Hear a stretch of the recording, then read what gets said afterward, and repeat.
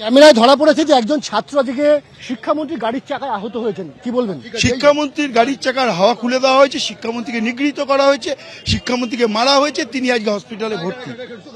যে আহত হওয়ার কথা বলা হচ্ছে সেটাকে আপনারা মানছেন না?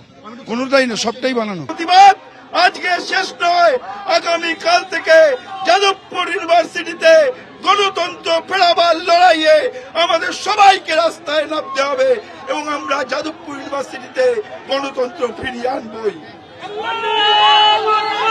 যাদবপুর বিশ্ববিদ্যালয়ের অধ্যাপক ও তৃণমূলপন্থী অধ্যাপক সংগঠনের নেতা ওম প্রকাশ মিশ্রর গাড়ির ধাক্কায় স্নাতকোত্তরের প্রথম বর্ষের ছাত্র অভিনব বসু আহত হন বলেও অভিযোগ সামনে এসেছে।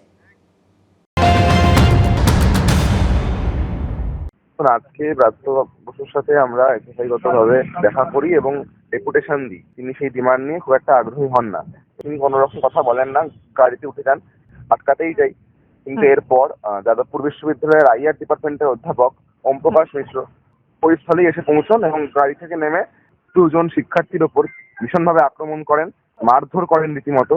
সেই জায়গা থেকে ওনার গাড়িও আটকানো হয়। যে উনি কি জন্য এই বিহেভিয়ার করলেন সেটা ওনার গাড়ির সামনে এসে পড়াতে উনি ইঞ্জিন অন করে দেন এবং সঙ্গে সঙ্গে এগিয়ে আসে গাড়িটা। সেই জায়গা থেকে আমি আহত হয়ে যাই।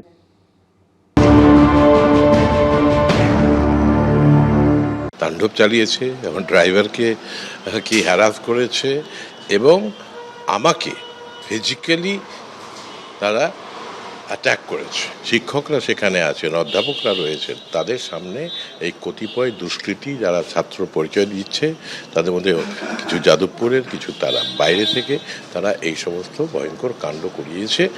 এটার অতি অবশ্যই কি নিন্দনীয় ব্যাপার। যাদবপুর বিশ্ববিদ্যালয়ে ধুন্ধুমার পরিস্থিতি, ইতিমধ্যেই 5টি এফআইআর দায়ের করা হয়েছে। আরো বিস্তারিত কথা বলবো, সকালের আপডেট আমরা জানবো আমাদের প্রতিনিধি হিন্দলদের কাছ থেকে। হিন্দল,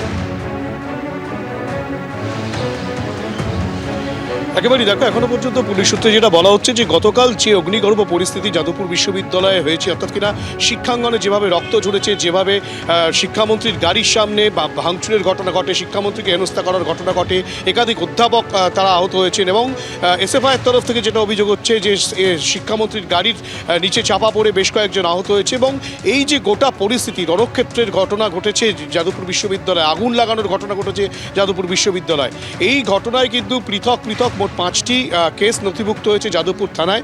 এবং এর পাশাপাশি পুলিশ সূত্রে যেটা বলা হচ্ছে যে এই গোটা ঘটনায় দুতরফেই যে অভিযোগ তৈরি দেওয়া হয়েছে, তারই পরিপ্রেক্ষিতে পুলিশ তদন্ত প্রক্রিয়া শুরু করেছে। যেটা পুলিশ সূত্রে জানা যাচ্ছে যে একজনকে ইতিমধ্যে আটক করা হয়েছে এবং যারা যারা এই ঘটনার সঙ্গে যুক্ত তাদের খোঁজে কিন্তু পুলিশ তল্লাশি চালাচ্ছে, পুলিশ তেমনটাই জানাচ্ছে।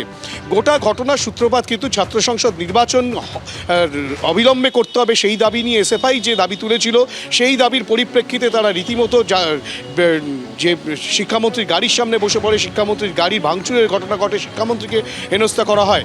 এই ঘটনাকে কেন্দ্র করে রণক্ষেত্রের চেহারা নেয় ওয়েবকুপা এবং এসএফআইয়ের যে সংঘর্ষ, সেই সংঘর্ষকে কেন্দ্র করে তার পরবর্তী ক্ষেত্রে যাদবপুর থানায় কিন্তু 5টি এফআইআর হয়েছে এবং সেই 5টি এফআইআরের পরিপ্রেক্ষিতে পুলিশ ইতিমধ্যে তদন্ত প্রক্রিয়া শুরু করেছে। একজনকে আটক করা গিয়েছে এবং তাকেও জিজ্ঞাসাবাদ করা হচ্ছে এবং গোটা ঘটনায় যে বা যারা যুক্ত রয়েছে তাদের খোঁজে পুলিশ তল্লাশি চালাচ্ছে, তেমনটাই পুলিশ সূত্রে খবর।